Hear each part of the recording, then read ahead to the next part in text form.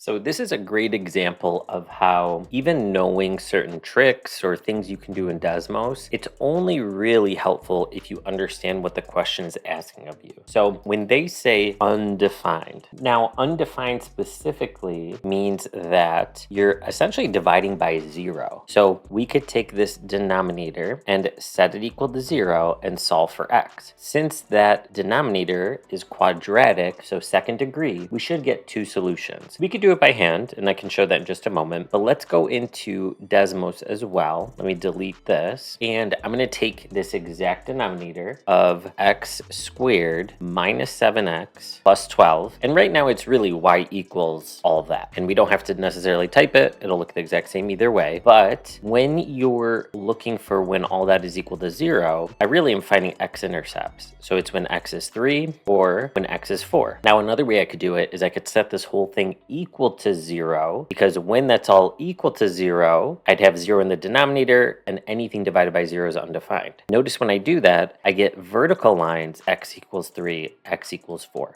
So same exact outcome, just a different way of going about it. Now, if instead I went ahead and did it by hand, I'll get the same thing. And keep in mind, it says, what's a possible value? So this is one of those where you could have two different answer options, but both are correct. So if I put this all equal to 0 and I factor, I'm looking for two numbers that multiply to 12 and add to 7. So that's 3 and 4. And because this last sign is positive, they'd either both be positive or both negative. This tells us that they're both negative. And so when I set each of these equal to 0, I get x equals 3 or x equals 4, either of which would be totally correct.